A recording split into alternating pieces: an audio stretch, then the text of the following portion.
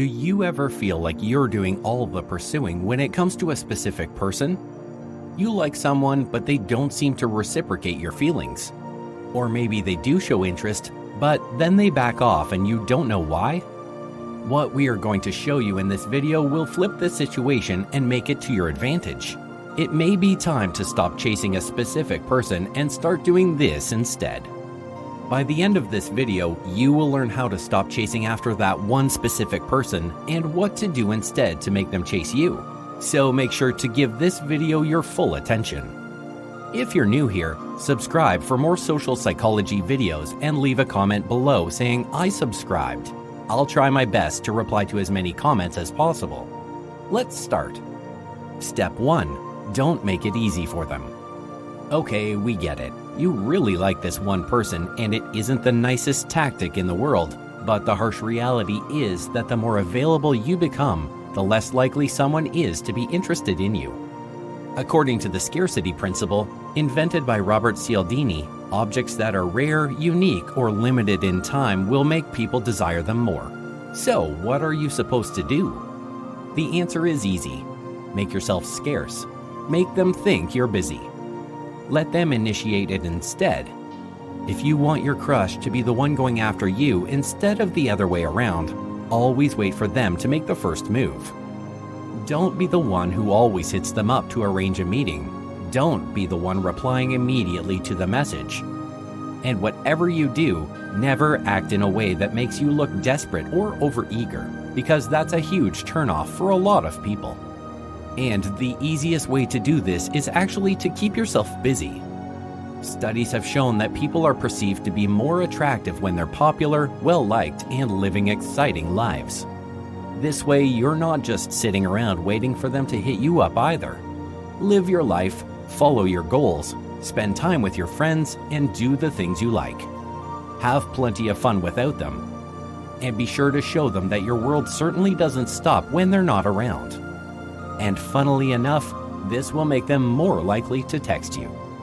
Step 2. Show them what they're missing out on. Now, this next one might seem like the complete opposite of the last, but keep watching because it'll all be explained in a moment. This is something called the mere exposure effect. According to a psychological study by R.B. Zajonc, this is a phenomenon in which people start to prefer something just because they have developed familiarity with it. This is why certain products in ads are constantly being repeated during your favorite programming's commercial breaks. The more familiar you are with something, the more you'll start to like it, and the more likely they are to start pursuing you. So, how do you stay close to them without making yourself available? Simple. Make a lot of Instagram stories and send them cool snaps of you having the time of your life with your friends. And that's another thing.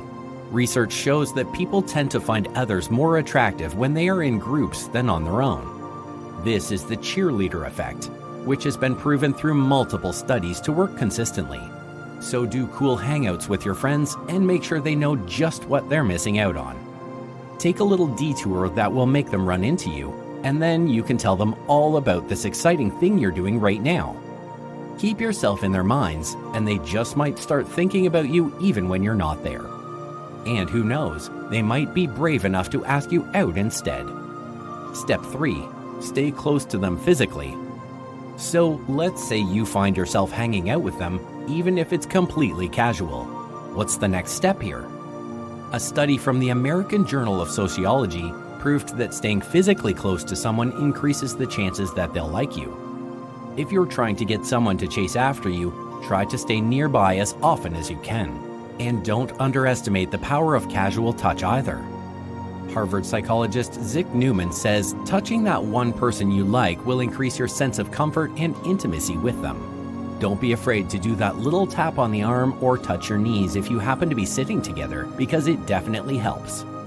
But be careful with this one, because some people hate physical touch or might be uncomfortable with it. If you think you're invading someone's boundaries or making them uncomfortable with your casual touches or physical proximity, back off immediately.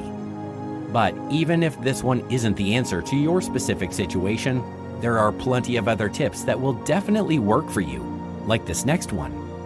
Step 4. Adrenaline might be your answer. A study from 1974 found that people who were put in scary or exciting situations, which in this case was a shaky bridge, tended to be much more attracted to their fellow subjects than the control group that had walked over a completely safe bridge.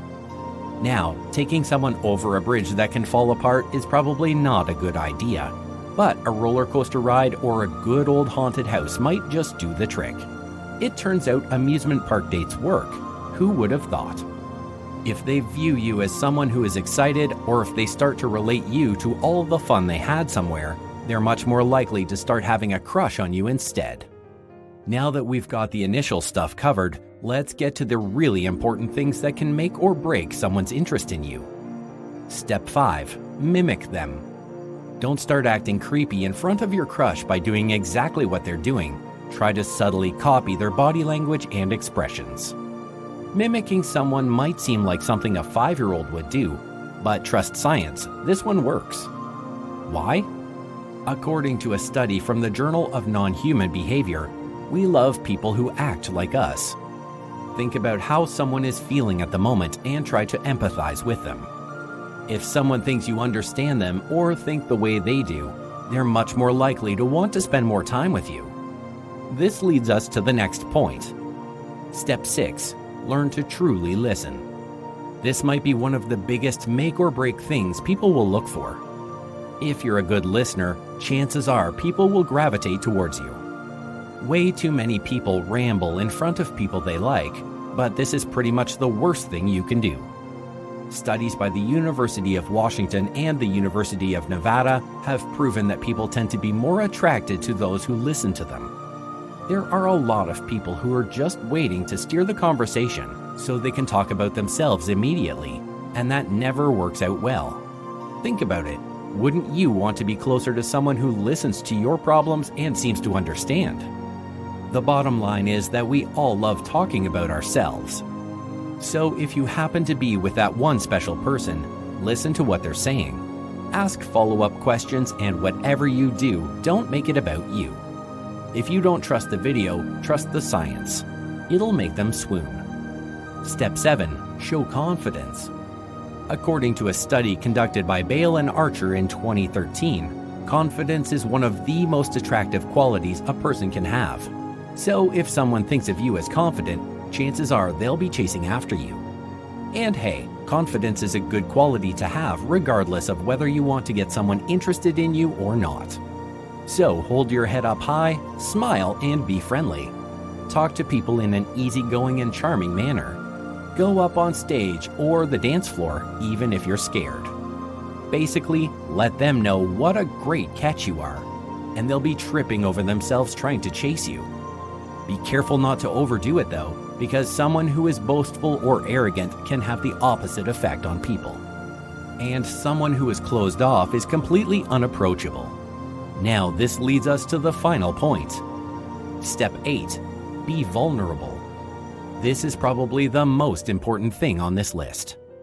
For a Modern Love column from 2015, a writer tried a scientifically backed experiment that had 2 people ask each other 36 questions that became increasingly personal. The questions are designed to be uncomfortable at times and create an intimacy that would normally take much longer to develop. Of course, it's not easy to bring up that exact set of questions naturally in a conversation, but you don't have to. Just like all the previous examples of the exposure effect and touching someone casually, the more familiar you are with someone, the more likely they are to be interested in you. Tell them about yourself, and in return, let them tell you about yourself as well. If you want someone to fall in love with you, be open and vulnerable with them, but make sure not to overdo it. It's not easy, but it has the potential to be totally worth it. Well, there you have it. That's the tried and true method to get anyone interested in you, and it's completely backed by science too.